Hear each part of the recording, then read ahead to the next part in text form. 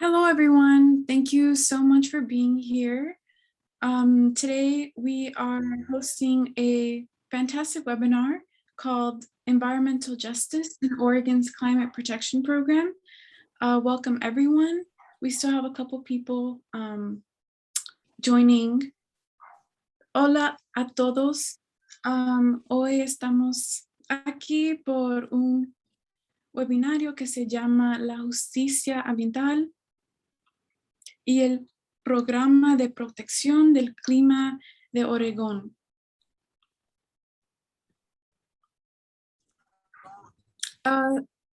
Si quieres, por favor, preséntese en el chat con su nombre, pronombres, lugar y una razón que decidiste tomar acción hoy. So if folks want, please introduce yourself in the chat with your name, pronouns, location, and one reason why you decided to take action today.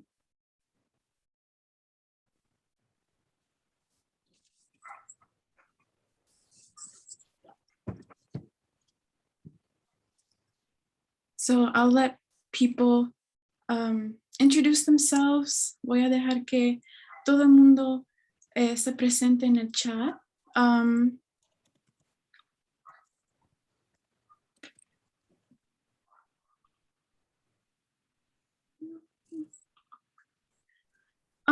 Now I'm going to briefly go over some Zoom tips. This webinar is being recorded today for people who were not able to make it today. And if you want to listen to the webinar in Spanish, please hover over switch languages, which is the globe icon, and choose Spanish. Please put your video on speaker view so you can see our speakers. And you can do that by clicking view in the top right corner and then select speaker. And there will be opportunities for questions and discussion later on. If you have a question, please hold on to it and wait for the opportunity to ask. I do want to briefly mention a note to our wonderful and very knowledgeable panelists tonight to please slow down and speak up when you are presenting or speaking. Our ASL and Spanish interpreters and translator would greatly appreciate it. Ahora voy a cubrir algunos consejos para Zoom. Si ustedes no saben, este seminario web va a ser grabado para las personas que no pudieron asistir hoy. Si quieres escuchar el seminario web en español, coloque el cursor sobre cambiar idiomas, que se parece como un icono de globo, y elija español. También, por favor, ponga el video en speaker view para que pueda ver a nuestros expertos, y tú puedes hacer eso colocando el cursor sobre view en la esquina superior derecha y luego seleccione speaker. También habrá oportunidades para preguntas y discusión más tarde. So, si tienes una pregunta, espere por la oportunidad más adelante.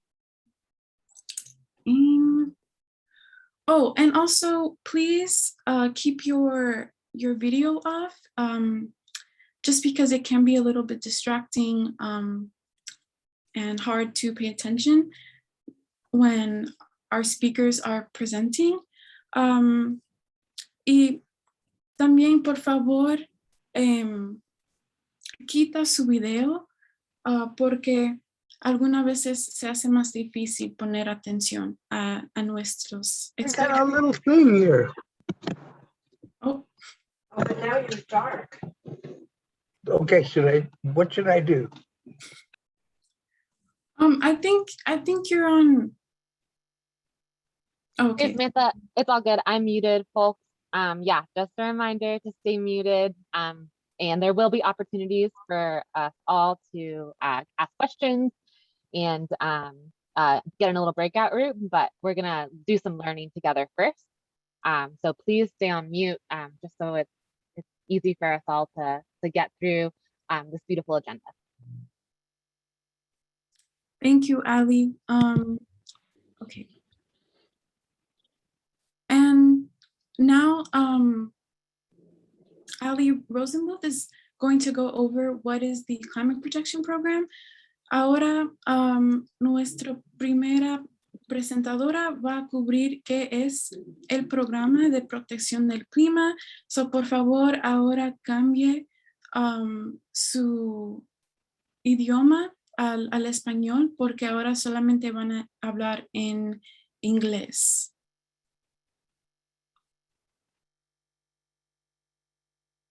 I'm muted. Thank you so much, Samantha, for emceeing tonight. It's really fantastic to have you on here, and thanks to our interpreters and our panelists as well. And for everybody who's here, there's about 90 of us all together learning about the Oregon's proposed climate protection program. So that's pretty exciting. So thanks everybody for being here. My name is Allie Rosenbluth. I use she and they pronouns, and I'm the campaigns director at Rogue Climate. I also served on the rulemaking advisory board for this program with some other folks you'll be hearing from today as well. And some folks that I see here in the participants as well. So I see you, Taryn, who also served on the rulemaking advisory committee board as well. So thank you for your work on that. So before we hear from our incredible panelists today, we're going to learn a little bit more about what the Climate Protection Program is. And oftentimes these regulatory processes can feel really overwhelming, and it can feel like, how am I supposed to understand this? But I'm going to break it down so that it's really clear what this program does and what it doesn't do, and how we should advocate for making it stronger. Samantha, can you go to the next slide, please?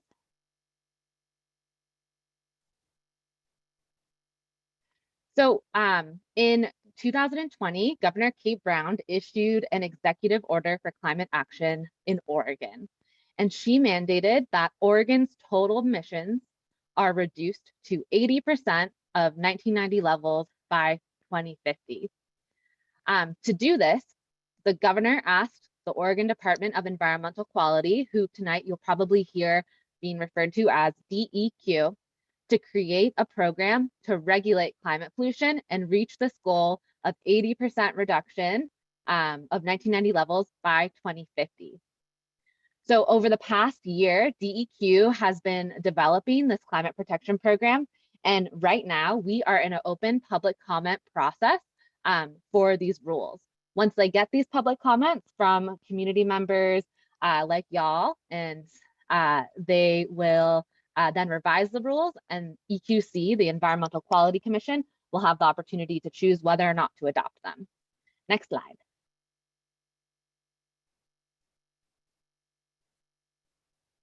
Great. So the Climate Protection Program is made up of 2 parts. And I just want to make sure, Damon, have you pinned me? Just checking. I don't see that. Good. Okay, great, cool, perfect. Tech stuff. So the Climate Protection Program is made up of 2 parts. The first part of the Climate Protection Program regulates polluters that are fossil fuel suppliers through a cap and reduce program. Fuel suppliers include gas utilities like Avista and Northwest Natural, and other corporations that sell liquid fuels and propane like Shell and Chevron. The second part of the Climate Protection Program regulates stationary sources through a direct regulation model. Stationary sources are the largest facilities that pollute in one place over a long period of time. This includes Covanta Waste Incinerator in Marion County, Ash Grove Cement Company in Portland, Intel Data Centers in Aloha, Oregon. And actually, the largest stationary sources in the state of Oregon are fracked gas power plants. But as you'll learn throughout this presentation, these have actually been excluded from the program, and DEQ has given the largest stationary polluters a way out of this program. So we'll talk a little bit more about that and why it's concerning. Next slide.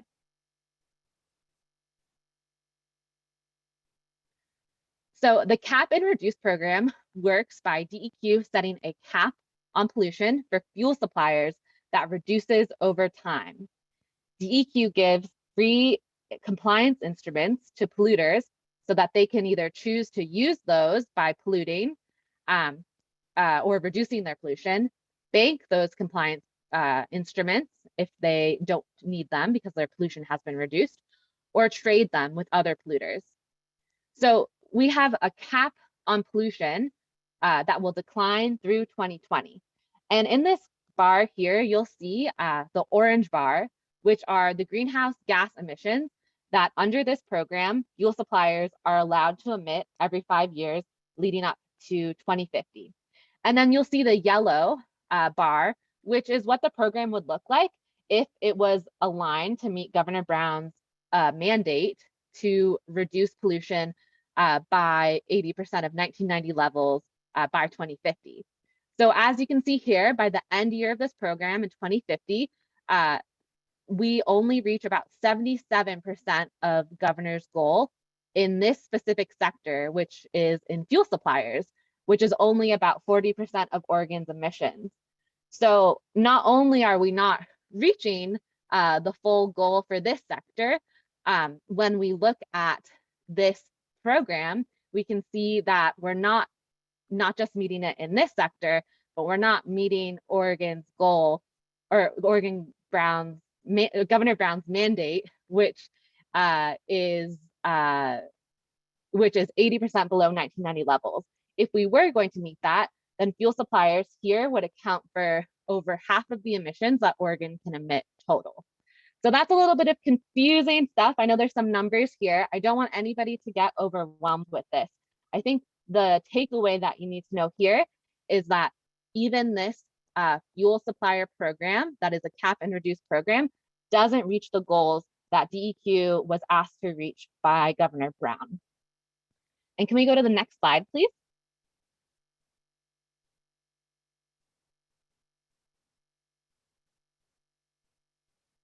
Great. So in the fuel supplier cap and reduce program, which is part 1 of the climate protection program, you'll also find that DEQ is allowing fuel suppliers to buy these community climate investments instead of actually reducing emissions. So what they can do essentially is they can buy from the program a credit that will cost about the social cost of carbon, which I think is about $50 per ton. And that money is supposed to be invested into projects across Oregon to reduce fossil fuel combustion. But we know from similar programs in California that when corporations buy offsets, instead of actually reducing emissions, the impacts are largely felt on Black, Indigenous, communities of color, rural, and low-income communities. We also know that currently in the rules, DEQ does not require the prioritization of projects, of these projects to benefit environmental justice communities, or even projects that have the biggest emissions reductions. There are no sideboards currently in the rules that ensure the funds benefit communities instead of corporations. Additionally, the process to be able to get the community climate investment money for projects in your community is inaccessible to community organizations who could lead these projects and ensure that communities on the front lines of climate change are receiving the benefits, and that pollution is really reduced in the communities who are experiencing the health impacts of fossil fuel pollution. Also, it isn't clear that community climate investments will be a 1-to-1 ratio of credits to metric tons of pollution, which means the climate protection program is even further off from meeting Governor Brown's mandate. Next slide.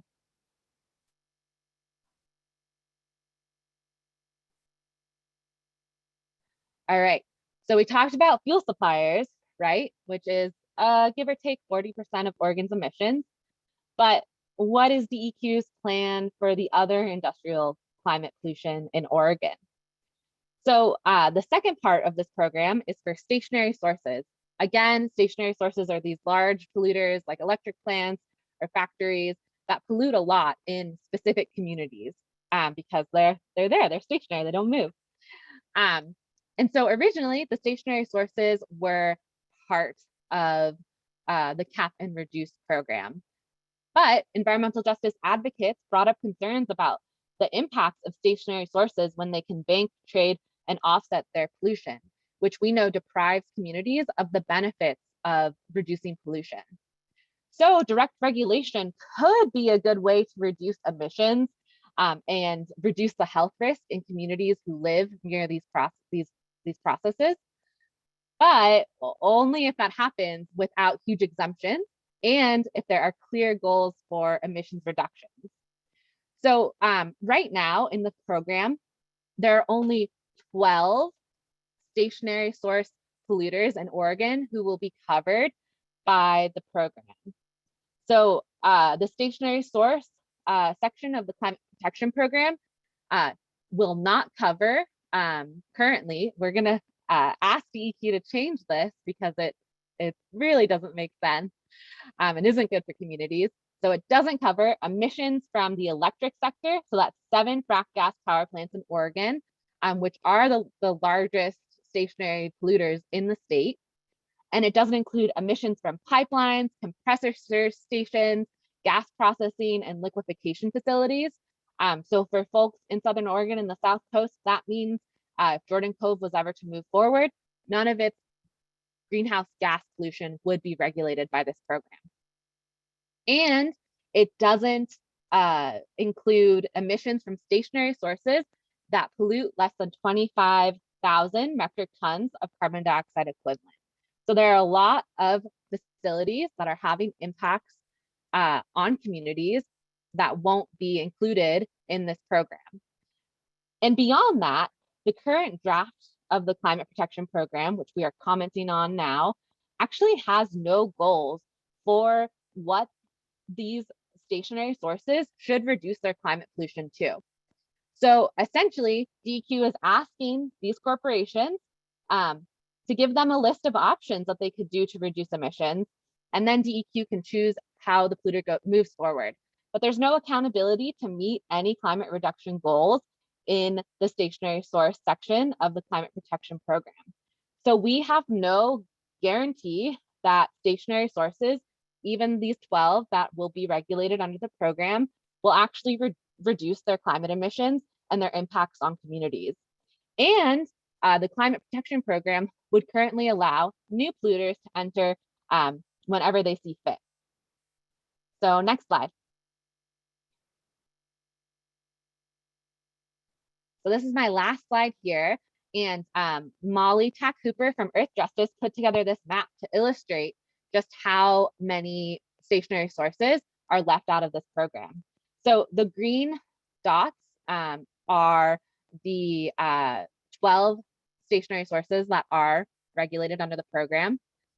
The blue dots are the frac gas power plants that are not regulated in this program. And the red dots are other large stationary polluters that are also not regulated in this program. So you can see here that when we look at stationary sources, we have a ton of exemptions in this program, which means there's a ton of pollution that is not being accounted for by the climate protection program. And there are a ton of communities who will not see the added benefits of pollution being reduced in their communities, which we'll learn more about in this panel. So without further ado, I hope that this gave a little bit more clarity on what the climate protection program is. I'm going to ask Samantha if you could stop sharing your screen, and Damon, if you could pin our lovely speakers. We are going to start our panel. So speakers, can you turn on your videos? So Dr. Kullberg, Representative Pham, and Don Sampson, if you are on the line, also please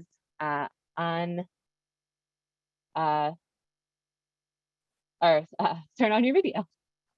I'm here. Thank you. Oh, awesome. Hi, Don. Thanks for joining us. Yes, thank you. Great. And Damon, have you been able to pin our lovely speakers? Yes, you're all there. Okay, great. For some reason right now, I only see Elizabeth. And I know that they're not. I've got you and the speakers and our current ASL interpreter pinned Great. on for everybody. Perfect. It's working now. I just had to remove the pin for Elizabeth, and now I can get on. Great. Okay. Hi, everybody. Thank you so much for joining us today. I'm going to give you all the opportunity to introduce yourself. So Representative Pham, if you could just introduce yourself, where you're at, and a little bit of background about what brings you here. Sure. Hi, everyone. My name is Pham. I'm the state rep for Oregon House District 46. And I also sit on the House Environment and Natural Resources Committee and the Ways and Means Subcommittee on Natural Resources. So I'm very excited to be here to share what I know and also to learn more. And I've been an environmental and climate justice organizer for many years. And so this climate protection program is something that is very important to me. So thank you all for coming to learn how you can take action. Thank you so much for being here, Representative Pham. Don, would you introduce yourself real quick? Inni naimo nakaniko ako hawlak. So matat ayatet notes na titait and kuyam pachaf mitat sinuit anikanisha. In me, Pio Mox. My name is Yellowbird. I see my sisters on the line there. I got to give a shout out to my older sister, Kathy Sampson. Good to see Khanh and Patricia and Allie. Thank you so much. Sorry, I'm on the road and had to pull over to join this call, but I'm very pleased to be here. So I'm the traditional hereditary chief of the Walla Wallas, which is in Northeast Oregon, Southeast Washington.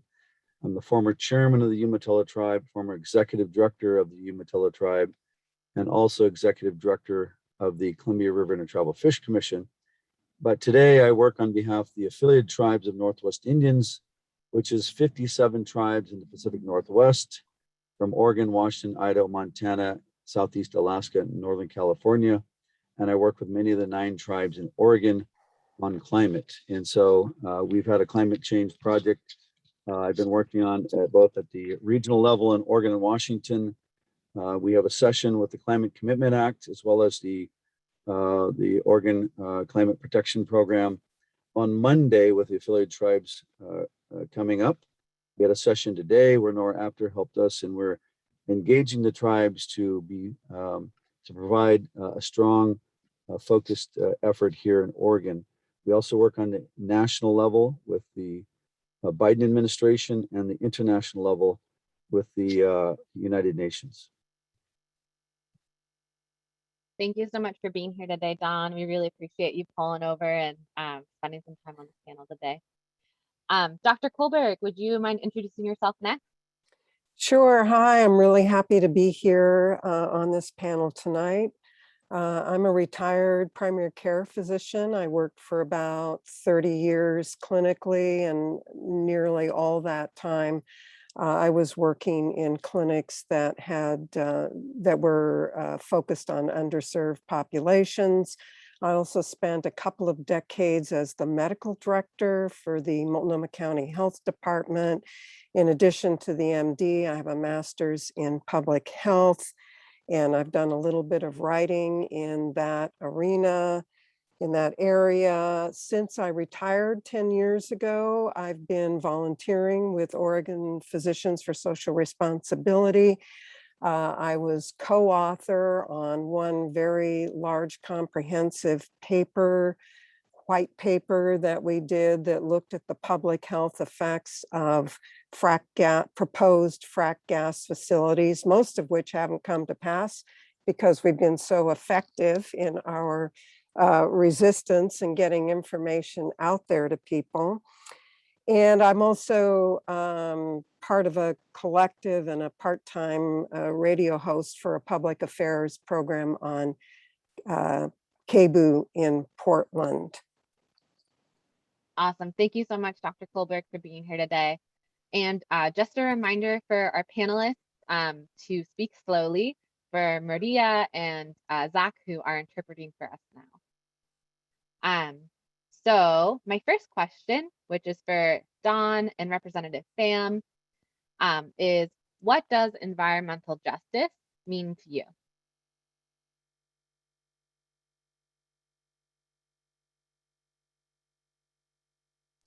Do you want me to, I think Yeah, it's great, Allie, if you want to just be like, Khanh, Okay. take it.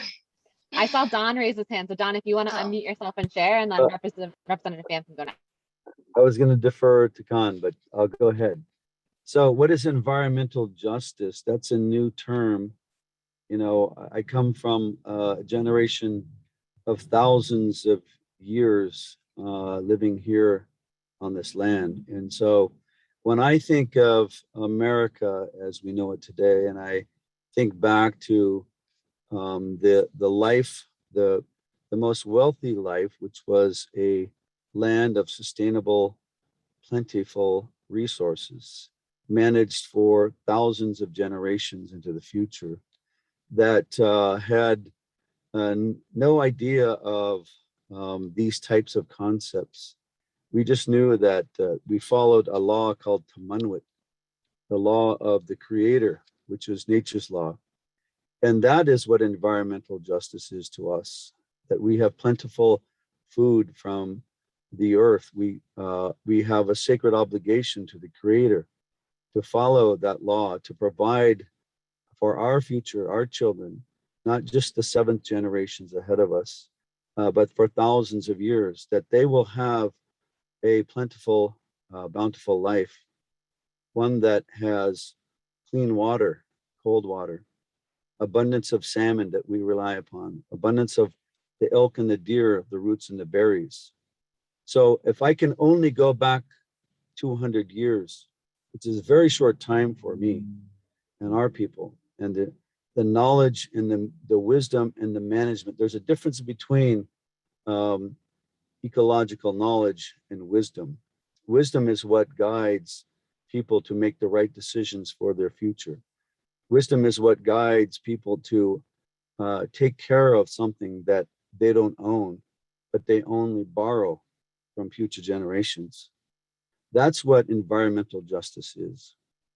I can imagine a time where we have 17 million salmon, not less than 500,000. I can imagine a time where we don't talk about extinction, but we talk about abundance. I can imagine a time where we don't choke from the smoke of catastrophic wildfires, but have clean air, the most pristine you can imagine. I can imagine a time where indigenous people and people all across the world live their traditional indigenous life. And indigenous is all of us. All of us come from indigenous tribal people. That's what we believe in. That's the law, the creator's law that we follow. And so no white man's law is more powerful than Tamanwit, the creator's law. And then environmental justice to me is following that, what we call Tamanwit, the law. And as indigenous people, we have to be true to that law. And so for not just the last 20 years or 50 years or 100, but 500 years, we have been trying to protect this land for what we call environmental justice. And today, now we have many people from all over the world that live here on my homeland. And they're welcome, but they have to respect this law that has been here since the beginning of time and will continue long after us. You know, our human beings have so much power, but the creator and the world, what we call our earth, our mother earth, is more powerful. So I'm just hopeful that we will be have the wisdom and knowledge and the will and respect for our children to do what's right. So I can see a time where we have that life where we live in a good way in harmony with the earth. It's about respect. It's about reciprocity. And those are the things that are important. Thank you. Thank you, Don. Representative Pham, do you have anything to add to that about what environmental justice means to you and your experience as an environmental justice organizer for many years?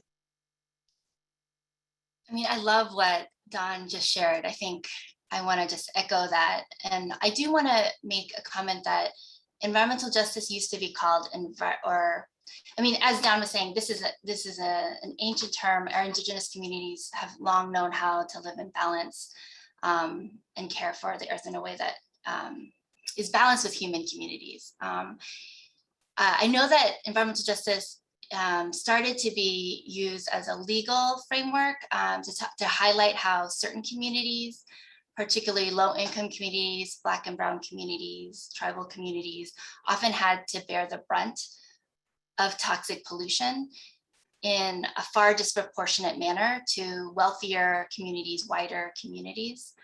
But I think that now we're, with the climate crisis and all of these ecological crises that are bearing their head, I'm not sure if I'm saying that right, but rearing their head, I think are seeing some of, I guess we're expanding the definition of environmental justice, because I think we have to move beyond just this idea of measuring disproportionate impact to really questioning our whole system of extraction. As Don was saying, just the whole relationship with our earth. And because our goal ultimately is not to make sure that all racial and ethnic groups receive equal amounts of pollution, but really to make sure that we are actually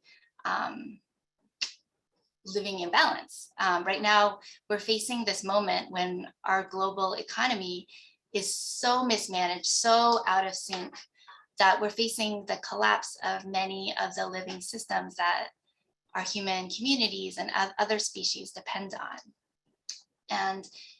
And indigenous communities have the wisdom and traditional knowledge of how to care for the land and how to care for the resources. So for me, I think a just transition to a more regenerative economy that's caring and a more equitable economy is a critical part of environmental justice. And it's maybe more apt to say it's a return to those principles, as Don was sharing. Thank you, Representative Pham. Dr. Kullberg, I'm wondering if you could help our audience learn a little bit more and understand what the health impacts are that are caused by the combustion of fossil fuels. I have 4 take-home points, I think, on this topic, and I can't go into all of them in detail. It would just take too much time. But maybe in the question answer period, we can get into what interests people the most. I'm going to talk about one in some detail.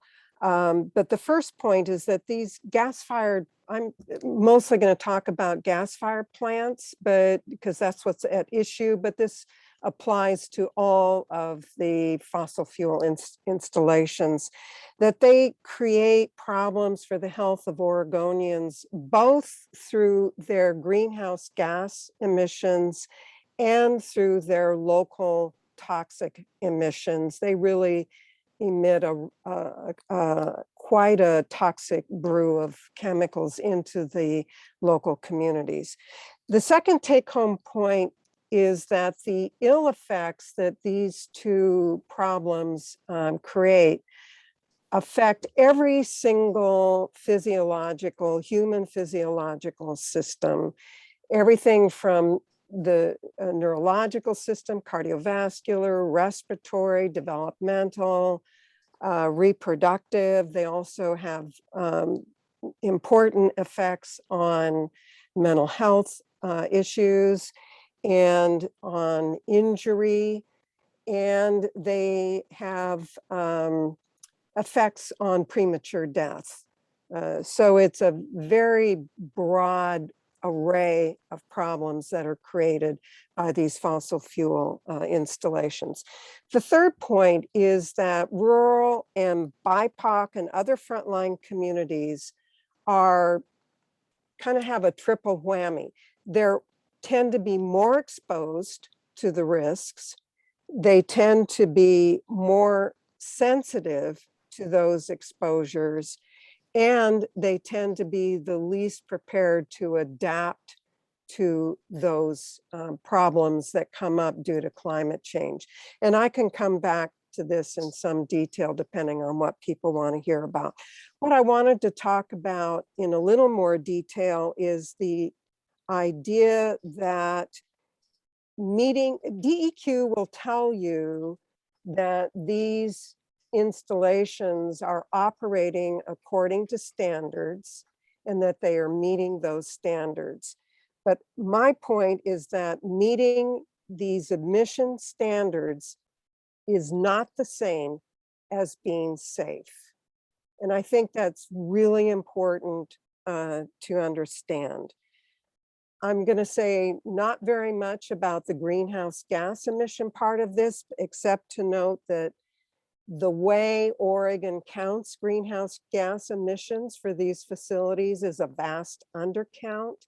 Basically, they don't count anything that is outside the footprint of those actual facilities. They do not do what we call life cycle analysis that accounts for all the emissions associated with the extraction, with the piping, the transport, the refinement, none of that. They basically, the only thing they account for is what is coming out of the source, out of the stacks actually at those sites. And this is not true, for example, in our neighbor to the north in the state of Washington. They also claim that these facilities are not significant sources of fugitive emissions, which is really not supported by the scientific literature. But then I want to talk more about the copollutants. And you have two problems with this. One is that the actual standards are not adequate. And the second is that these toxins are really not adequately monitored. And what you find is that, well, the DEQ primarily uses the EPA standards for these various toxins. And what we know about the EPA standards is that they tend to be less restrictive than in the EU, for example. They actually include fewer toxins than the EU, the European Union, monitors. And the standards are set without regard to any pre-existing conditions, for example, age or the presence of cardiovascular disease or respiratory disease.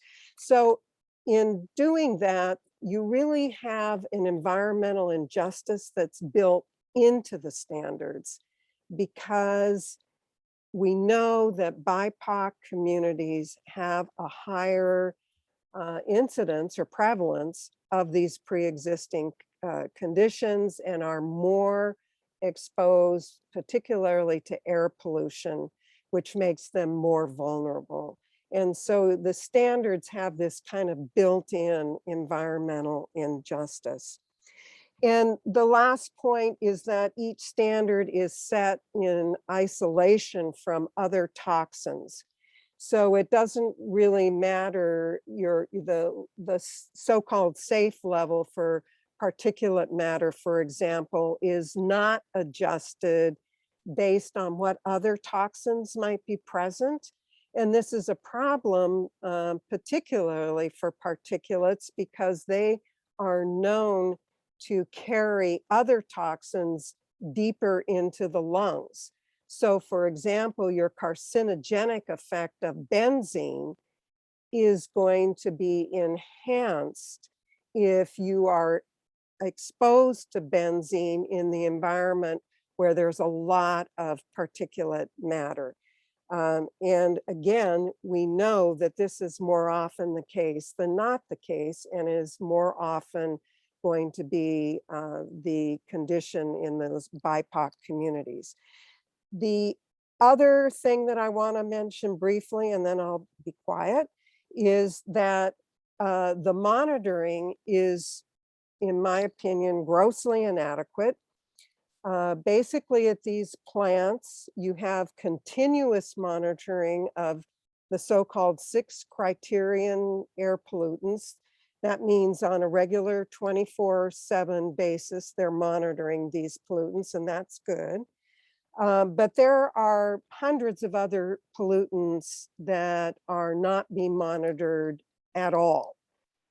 Basically, these plants are not considered to be significant sources of these other pollutants, so they are not required to measure or monitor any of those other pollutants.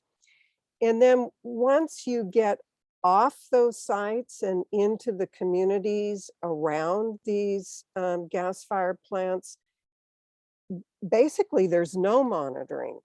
And so we really don't know, for example, how much lead these plants are spewing out there, how much actually ends up in the community, because no one is testing for that. Now, you do have, I'm going to talk a lot about Klamath Falls because I think it's very instructive. That is, if people want more detail.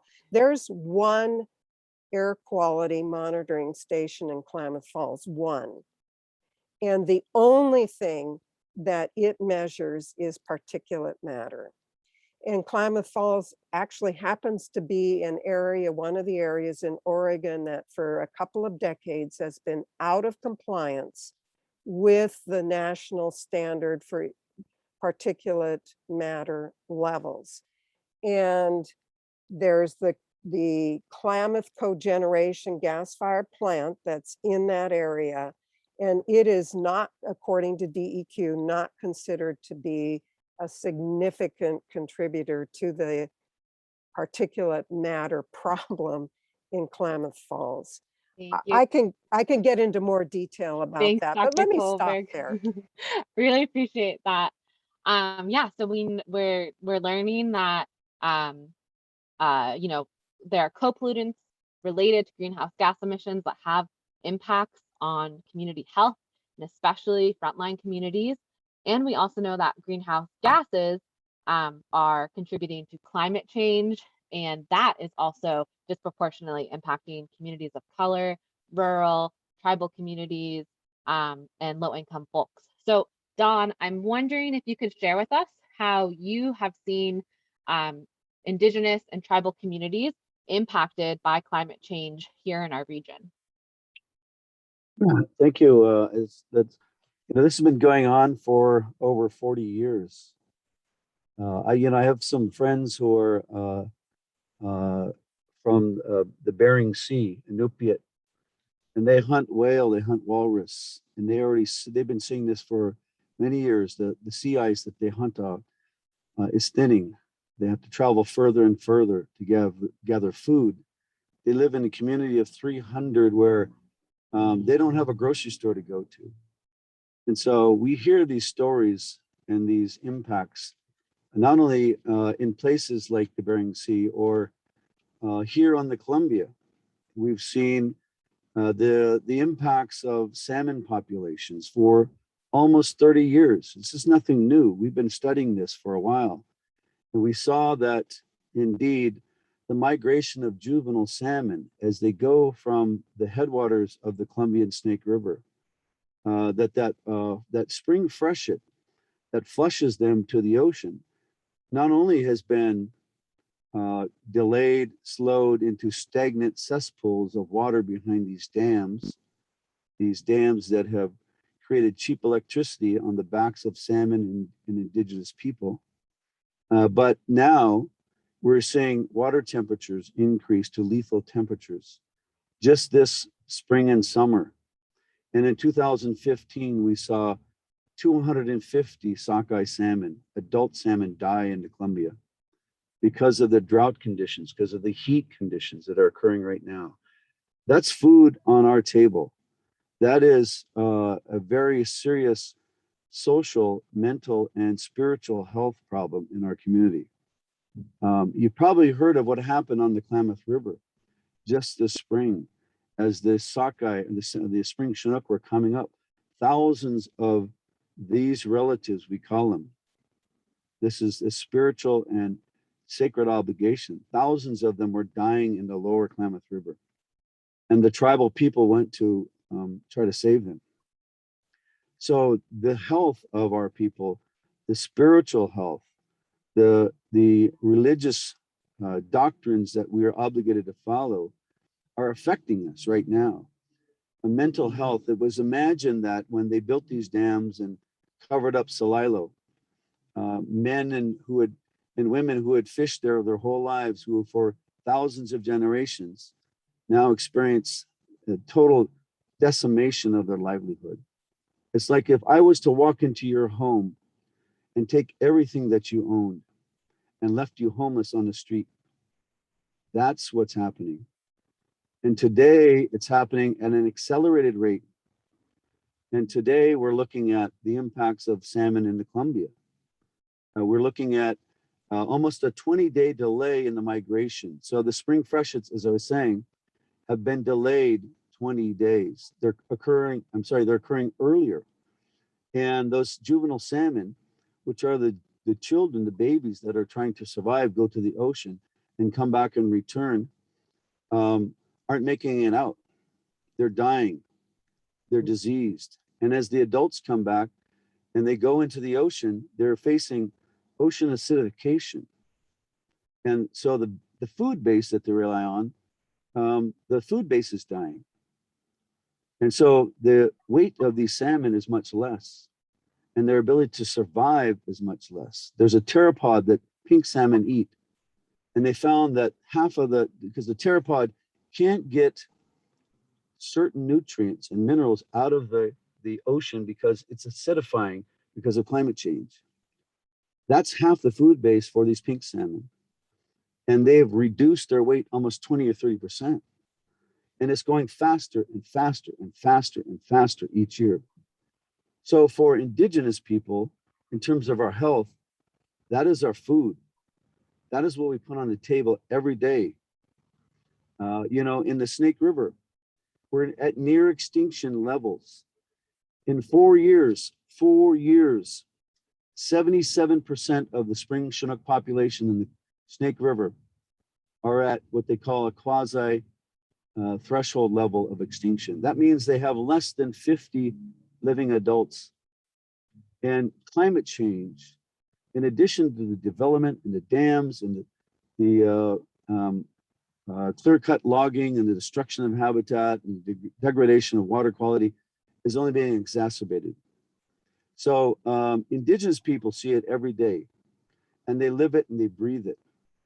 And so it's a very trying position to be in, because we have an obligation to watch for our next generations. We can't leave anywhere. We're not ones who can go, oh, we're going to move somewhere else. We're here. This is our land. We have no place to go. The huckleberries coming later and later. There's less huckleberries. Our roots, the mountains the roots in the mountains that we rely on to feed our people for our ceremonies, they're drying up.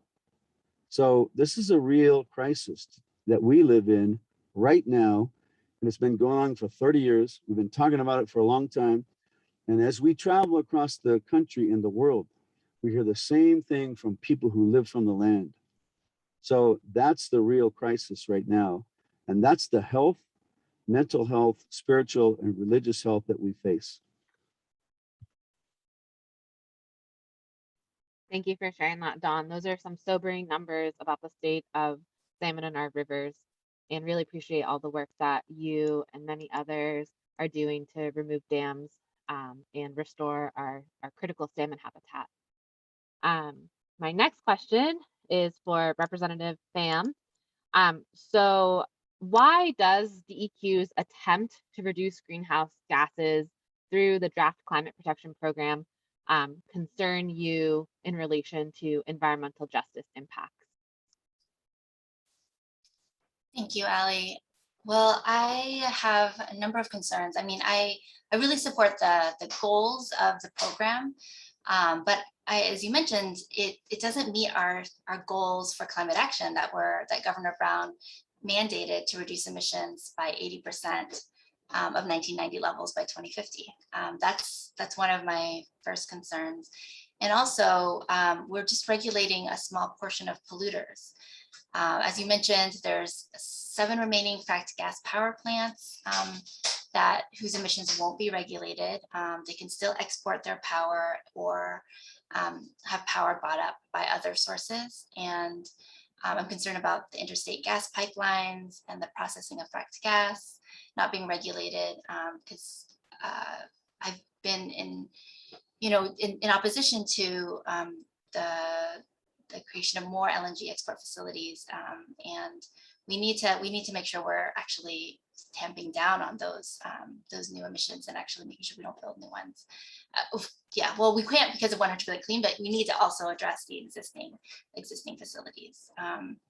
And lastly, I would say I have some concerns about the offsets program. I'm concerned that fuel suppliers can still buy their way out of reducing pollution by buying offsets known as these community climate investments, which currently don't have any sidebars to ensure that frontline communities in Oregon will actually get the benefits of reducing emissions.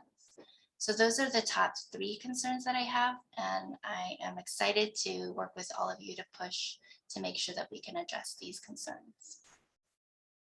Thank you, Representative Pham. Dr. Kolberg, I'm wondering if you could share what changes you would want to see in the climate protection program to ensure that communities are protected from the impacts of fossil fuel combustion on their health. Well, I find the whole program just too provincial. I think we need to be serious about how we count greenhouse gases, and I don't think you are serious about that if you don't take into account all of the greenhouse gases that are produced by an activity. So that's one thing. I think in terms of the co-pollutants, and I don't know if this is something that would be in the purview of this particular program, but we need to be actually measuring these co-pollutants in the communities, not just making assumptions or ignoring what those levels of those toxins might be. So in addition to what Khanh raised, I would add those 2 things. Thank you, Dr. Kolberg. Don, do you have any ideas on how you would like to see the climate protection program updated to be a better program? Yeah, I do. I mean, obviously, we work very hard at the international level with the IPCC that wrote the reports on the United Nations. Our tribal governments and representatives went to Paris to lobby and fight for the strongest rules and reductions across the world. We also work very hard and are working very hard with the Biden administration to meet the goals that they've laid out to reduce greenhouse gas emissions by 2030. And of course, we believe, as many scientists around the world are saying, that Oregon and every other state must follow that by cutting our emissions by 50% by the year 2030. And so we don't have any more time. We don't have any time to tinker around the edge. And I think that is really critical. We got to set an emissions cap and trajectory that's based on science. And we are going to make that recommendation along with others that DEQ must be stringent and must be enforceable. And as far as the governor's executive order can carry it, and I mentioned this to her just last week with a group of leaders that were talking to her about her responsibility. In terms of community climate investments, as we were talking about that, our goal is reduction of greenhouse gas emissions first and foremost. And in places where these community climate investments can achieve real, measurable, additional, verifiable, and permanent reductions, then we think that those investments must result in a one-to-one reduction of emissions or co-pollutants for every credit that is issued. We're also calling that tribes as first line communities and other environmental justice communities that at least 50% or more be allocated to invest in those communities, and that we have real opportunities to reduce greenhouse gas emissions as part of that. We have a concern about rural and coastal communities. I know that that's something that's been brought up, that all of a sudden we broaden the perspective of who can use these funds.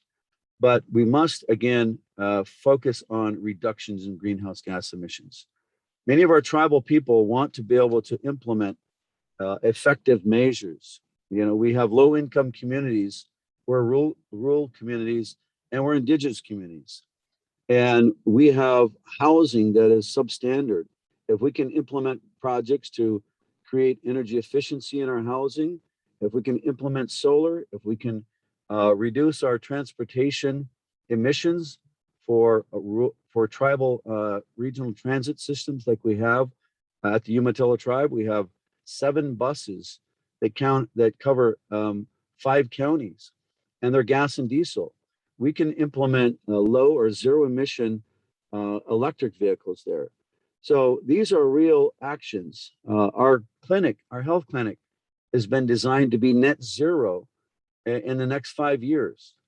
And so these are real actions that tribes can take. And we think that tribal governments, sovereign governments can make and lead Oregon in making these types of investments. But we have to have a certain percentage earmarked for tribal communities, tribal governments, and environmental justice communities. So I think the other part is that we cannot allow the exemptions that are being proposed. And we are urging DEQ to provide assurances that industrial emissions will be held accountable to mandatory declining emission targets that is directed by the governor's executive order. Last is, as we finally have a draft rule, DEQ hasn't been effective in consulting with the sovereign tribal governments. And at every step of the way of this climate protection program process and rulemaking, I have urged the governor and I've urged Director Whitman that they must explain the impacts, they must explain the analysis, and they must provide tribes options that will make this more effective and that they can support those options going forward. And I'm hoping that the governor from last week's conversation is going to take this serious and will require that DEQ do consultations with every one of the 9 tribes of Oregon. Thank you, Don. Thank you, Representative Pham and Dr. Kolberg and Don for sharing all of this. Before you're off the hook, though, we are going to open up to some questions from our lovely audience. So I think we have time for probably 3 questions, and then we will jump into Samantha sharing how we can take action to make sure that the Department of Environmental Quality makes these really critical changes in the climate protection program. So if you have a question, if you could use the raise hand feature, and I will call on you.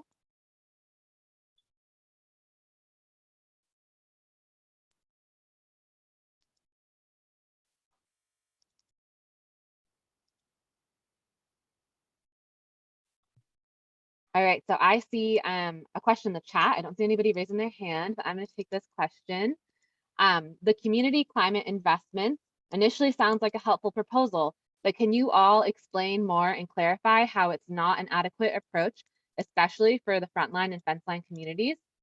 Who would like to take this question? I'm happy to help as well.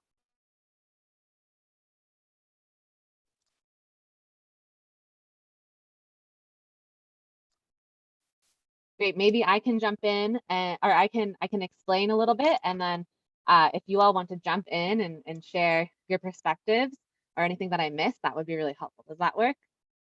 Okay, cool. So the community climate investments, first of all, are an opportunity for polluters to choose to not pollute, to choose to continue polluting in our communities. So first of all, it doesn't solve the problem that communities on the front lines of climate change and on the fence lines of fossil fuel pollution are experiencing the human health and quality of life impacts. So that's the first thing when I think about offsets that really concerns me. And, you know, because of years of advocacy of environmental justice organizations in Oregon, DEQ heard that we were not happy with the program that we're seeing in California, where actually offsets have allowed pollution to actually rise in Black and Brown communities while these corporations are still technically reaching their goals. So folks have been really skeptical of offsets from the beginning. And so DEQ heard that. Instead, they created a program called the Community Climate Investments that are specifically for projects inside of Oregon that are supposed to, you know, in the conception of this program, are supposed to go to tribal, low-income, rural, and communities of color. However, there's no actual rule, there's no actual anything written in the text of the rules that requires that. So that really is an empty promise right now, how we see it. Don, I see you unmuting yourself. Do you want to share something? Yeah, go for it. Yeah, you know, let me try to take a cut at that. I think that, you know, we understand and appreciate the merits of the CCIs, the Community Climate Investment Fund. And really, some polluters may have difficulty reducing emissions to invest in offsets, and that will negate a proportion of their unreduced emissions. There's number one, there's got to be a limit on that. You know, when we proposed House Bill 2020, we said no more than 8% could occur, and those have to be beneficial to Oregonians. They couldn't go outside of the state and find some type of offset, let's say forest lands in Kentucky, to offset emissions reductions of a polluter in Oregon. And so that's important. We also want to make sure that rather than applying rigorous rules to encourage polluters first to do everything they can to lower emissions, that DEQ seems to be actively encouraging polluters to evade emissions reduction expectations and invest in these CCI credits. There's little emphasis on ensuring that, one, the projects conducted using these CCI funds have greenhouse gas integrity, which means the impacts are real, measurable, additional, persistent, monitored, and verifiable. And that's got to be some level of certainty. And B, that the projects don't exacerbate social injustice. So that's an important one. We also want to make sure that there's money allocated to indigenous frontline communities of color. Oftentimes, and there's always this divide between rural Oregon and the metro area, urban Oregon. Many of our tribes live in rural areas. We want to make sure that we can define and develop standards that achieve what I just mentioned, but also benefit our community. So these alternative compliance instruments, you know, they've talked about including options of funding carbon sequestration projects. And in some cases, and I'll give an example, the Warm Springs tribe of Oregon, Central Oregon, had 22,000 acres. They have a 650,000 acre reservation, but they put 22,000 acres of their forest land on the east side of Mount Jefferson into a carbon sequestration project in California. It didn't really benefit people there, but at least here in Oregon, that can benefit a rural community because they're rural. It benefited a low-income community, and it benefited an indigenous community. They had little tax base, little revenue, and they invested that back in their community. Now, the key is making sure we make those investments to reduce greenhouse gas emissions. And I think the tribes will design very specific, measurable projects that can do that. So I think that's one thing. The price for the credits is also somewhat arbitrary in terms of how they established it. So we need to take a look at that as well. So those are some of the things that I think we need to look at going forward. And as these rules are finalized, we have to work closely together to make sure we find a common ground on how these community climate investment fund will be monitored and measured, and that sovereign tribal governments and indigenous communities of color benefit. Representative Pham or Dr. Kolberg, do you all have anything to add about community climate investment?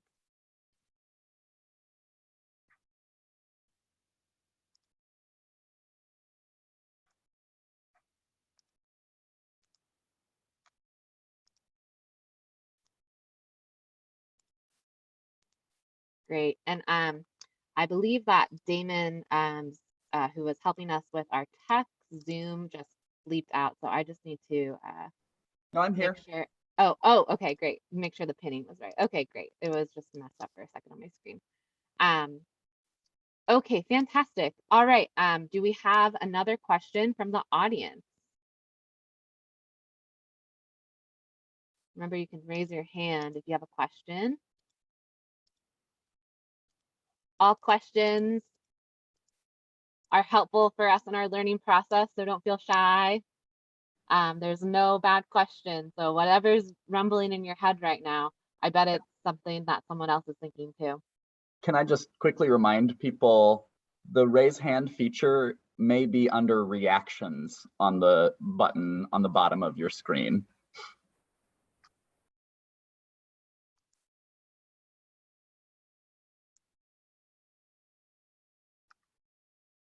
No questions. Wow. Oh, great. I see a question from Alice. Alice, would you unmute yourself and ask your question? Yes. Hi. I was wondering, how can we speed up the process of getting rid of the Snake River dams? I know there's plans in order that say it will be done like by the year 2030, but by then the salmon and therefore the orcas as well, and the lives of the indigenous people, as Mr. Sampson explained, will be gone. So what can we do? I know there's a representative, Republican representative from Idaho who has this great plan, but when you look at it, it's too late. So I'm really concerned about that. I'll take a shot at that. Thank you, Alice and Allie. That's a great question. Here's what we need to do. We know for certain from a scientific standpoint that removing the 4 lower snake dams will help restore salmon to the Snake River Basin. That's up in Idaho, that's up in Northeast Oregon, and I think that is critical. We've been saying this for 30 years. We now have a Republican from Idaho, Simpson, who has proposed a framework for it. But we have Democrats, believe me, Democrats, Patty Murray, Jay Inslee, Maria Cantwell, that are balking at it. We have Democrats that are holding back, Peter DeFazio. I'm going to name them all out because they're the ones who don't want to step up and take action. We've got our senators from Oregon, Merkley, and they've got to step up. You know, the head of the finance committee, Wyden, can help finance this, and we pushed this forward. We attempted to push it forward as part of the infrastructure, to put in infrastructure, just like we're talking about climate, is to replace that old dilapidated dams that have been there for 50 years that are creating cesspools of killing hot water that are decimating salmon in the Columbia. And we need more people to step up. We have an effort organized by the Northwest Tribal Salmon Alliance that I'm part of. And we've got the Columbia River Intertribal Fish Commission in Portland that are proposing a tribal energy vision that will reduce our reliance on hydroelectric, the ability to free up those dams, and imagine us putting in energy systems that reduce reliance on fossil fuels and reduce reliance on killing salmon for the last 75 years. So we've got to put pressure on the Democratic leadership from the Northwest. Thank I'm you, happy Don. to talk more. Thank with you. Anybody who wants to talk about that. because that's one of my Yeah. priorities.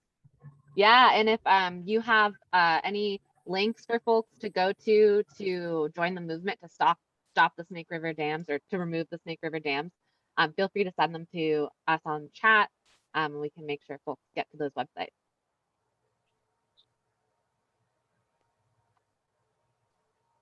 Great. Okay. Last question. Carolyn, I see your hand is raised, and then we're gonna hop on to taking action. So Carolyn, what is your question? It's more a comment and a request. I have heard all kinds of neat things that I haven't been able to take notes on. And that's sort of how I learn, is by writing. It goes from my hand to my brain. Don, you have been amazing. And Patricia, you are deepened. I can't speak to Pham because I can't connect yet. And I feel that I would like to see edited for spelling because what we see isn't properly spelled, that what we have heard, and that this be sent to all those who are here tonight, correctly presented. Thanks, Carolyn. Things like an email address or a website. These are things that Don et al. Can add. And I think it's important that we who are here, maybe I may be predating you, presenting, what we can actually do in reality from our— Thank you, Carolyn. We're getting to what we can actually do, and we are recording this, and it will be posted and reshared so you can review it and actually take more notes and dive in even deeper. So that is going to be the end of our question and answers. I really want to thank Representative Pham for your fantastic responses to our questions. Don, your fantastic story that you have shared, and really concrete ways we can make this program better. And Dr. Kullberg for sharing the health concerns that we have around fossil fuels and climate change. And next up, we are going to jump into the taking action piece. It sounds like people are ready to start drafting their comments, and that's what we're here to do. We're here to take action and make this program stronger. So I'm going to pass it back to Samantha. And again, everybody, round of applause for our wonderful speakers. Y'all were incredible. And we're going to jump. I'm going to hand it over to you, Samantha. Take it away. Okay.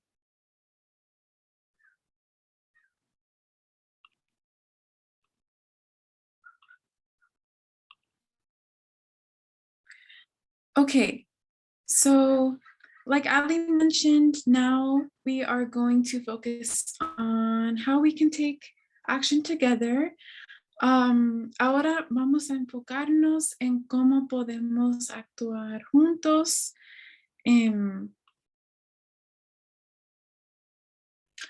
So just to briefly go over some guidelines for writing comments.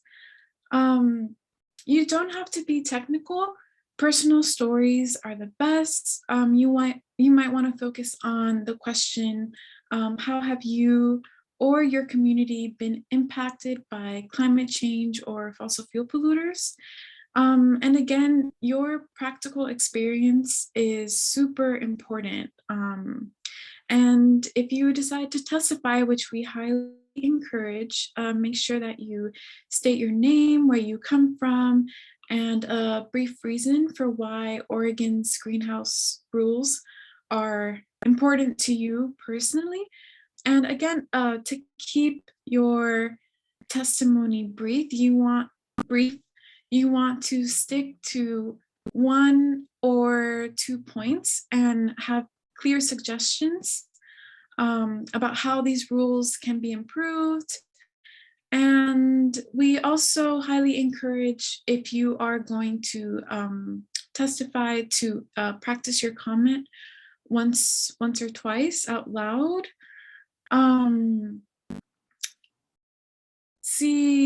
Si quieres participar en las audiencias públicas, tengo algunas, un guía para cómo escribir un comentario bueno. So, no necesita ser técnico. Las historias personales son las mejores. Y si quieres, puedes enfocar tu comentario en la pregunta, ¿cómo ha sido afectado usted o su comunidad por el cambio climático o los contaminadores de combustibles fósiles? Su experiencia práctica es muy importante. Y si vas a hacer un testimonio, si vas a participar en una audiencia pública virtual, diga su nombre, de dónde viene, una breve razón por la cual las reglas de invernadero de Oregón son importantes para usted personalmente. Y otra vez, tu comentario debe ser muy breve, solamente incluye 1 o 2 puntos y haz sugerencias claras sobre cómo se pueden mejorar estas reglas. Y otra vez, si vas a hacer un comentario oral, practique 1 o 2 veces para que te sientes más cómodo o cómoda o cómode. And so if you are interested in telling the Department of Environmental Quality these rules are not enough, there's an opportunity right now to comment, and there are different ways that you can send your comments. So you can email your comments to this email. Again, all the information in this webinar will be sent out to folks, so you'll have all of this information. You can also mail comments to this address, and then there is a link to a simple petition that you can sign to submit a short comment. Y otra vez,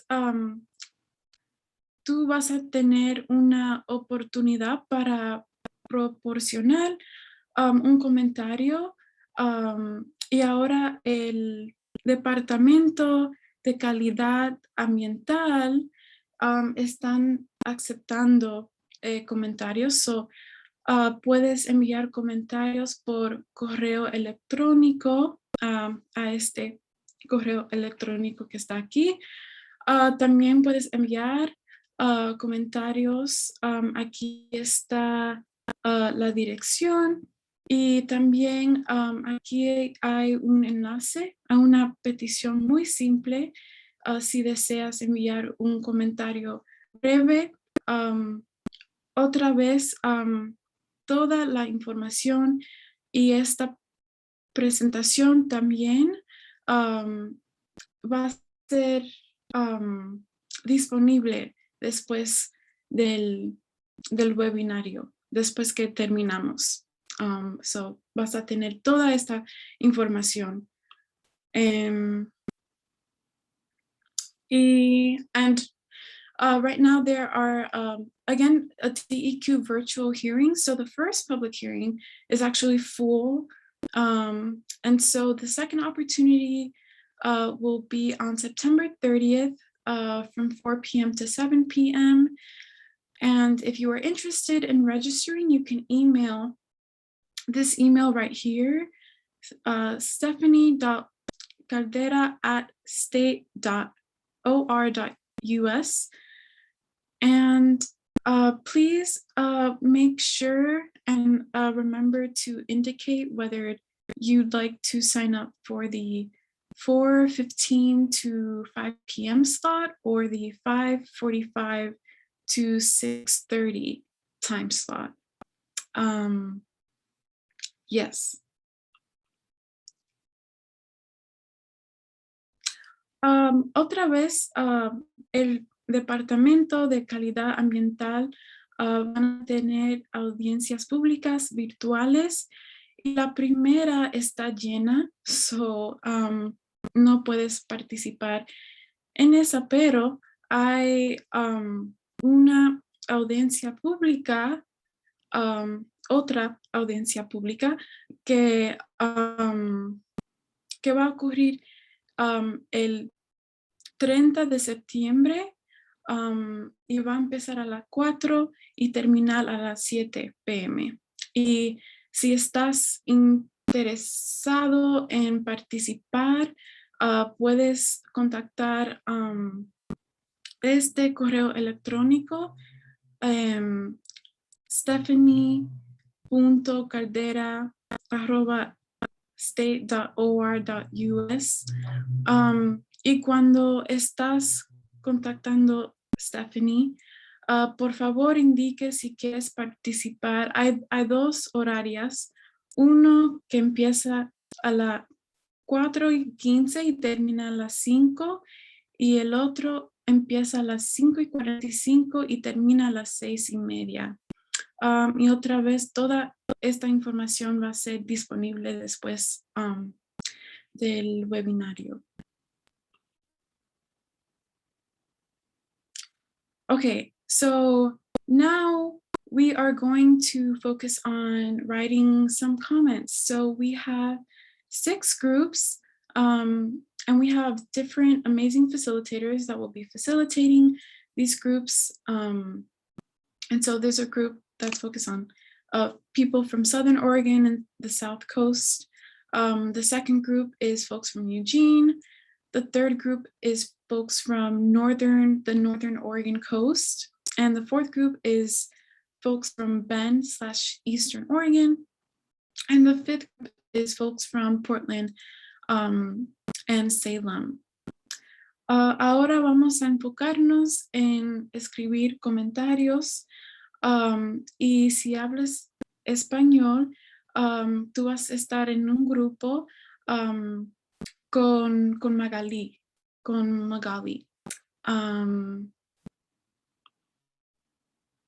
Yes, I think. Are we breaking out into groups now?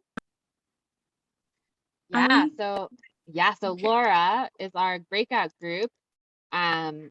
Could you open up the breakout rooms? And yes, perfect, Samantha, let's be on that slide. Okay, okay, great. We're supposed to have it open so people can join their own groups. Is everybody seeing the option to join, to be able to pick your own group? Laura, were you able to do that? Yep. Great. Okay. So click join for the group that you relate to most. Unfortunately, we're having some issues with the Spanish version of the comment writing guide. So we will figure out how to support y'all there in that group with Magali. And yes, so everybody go and join your group and we'll take some action.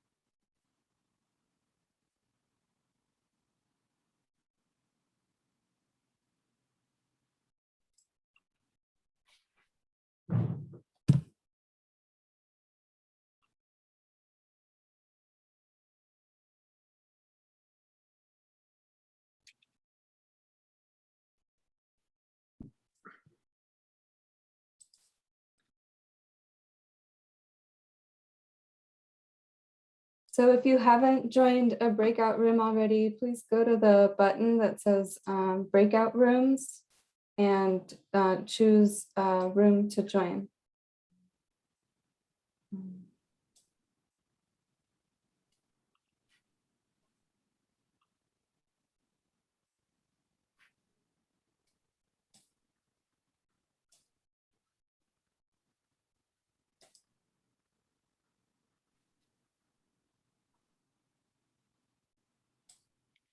If you don't see a button that says breakout rooms, click on more, and that should show you the option to click on breakout rooms.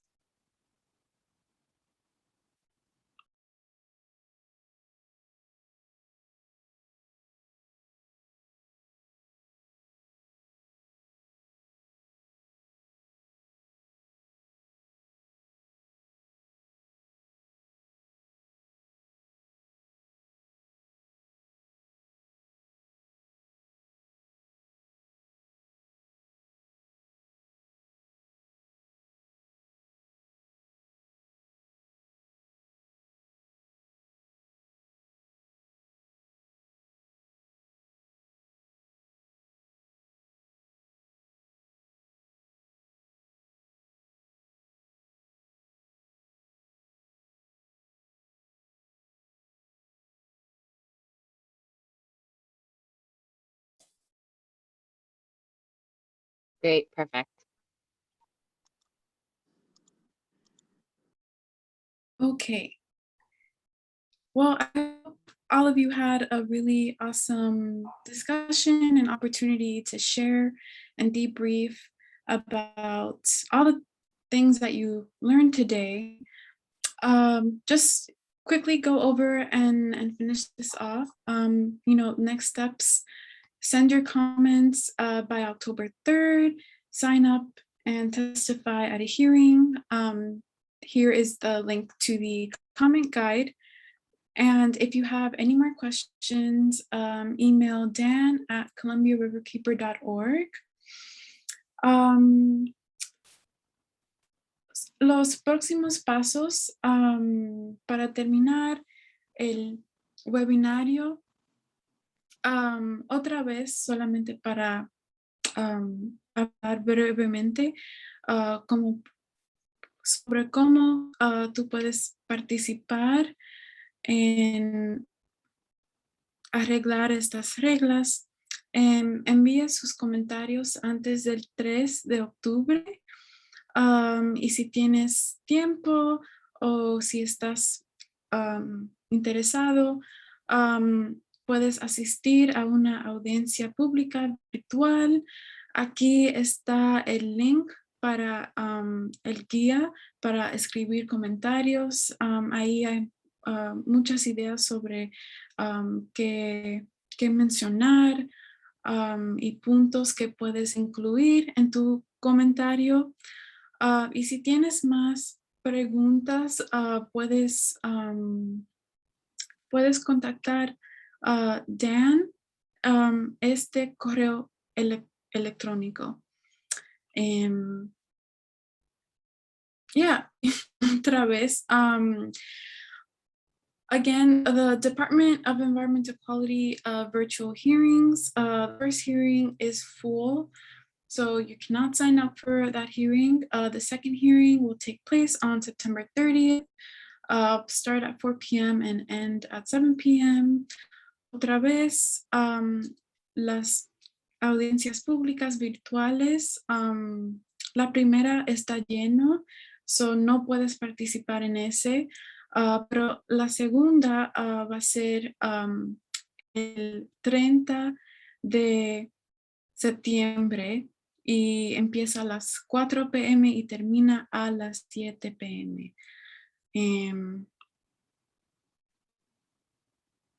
And just to finish off, thank you all very much for joining us on this Tuesday night. I know that it requires a lot of time and energy and capacity to be in this space and learn these very intense things. So we greatly appreciate you all for caring and being here and sharing with us. Muchísimas gracias. Gracias por compartir con nosotros y esperamos que puedes asistir en una audiencia pública virtual. Yes, that is the end of this webinar. Thank you all for coming.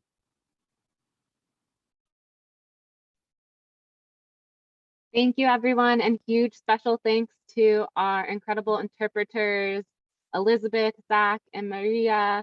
Y'all are amazing, and it's so awesome to have webinars that can be more language accessible for all. So let's keep that up. And yeah, thanks everybody again.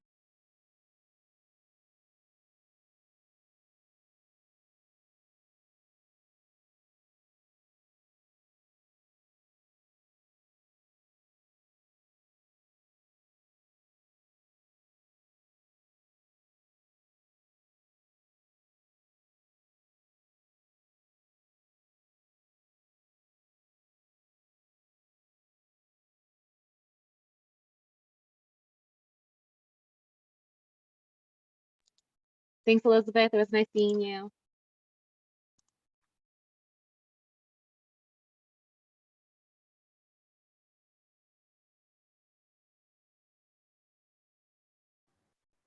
I'm gonna hop off. Good night, y'all. I want to just say, especially Samantha, great bilingual emceeing, incredible, very, very good work, and just incredible work to everybody. Yeah, Samantha, you did so good. And Maria, thank you so much. Y'all were amazing. Sorry that we talked fast. We did good? Oh, first time ever. Oh, I can't hear you. I need to turn you off. Turn interpretation off.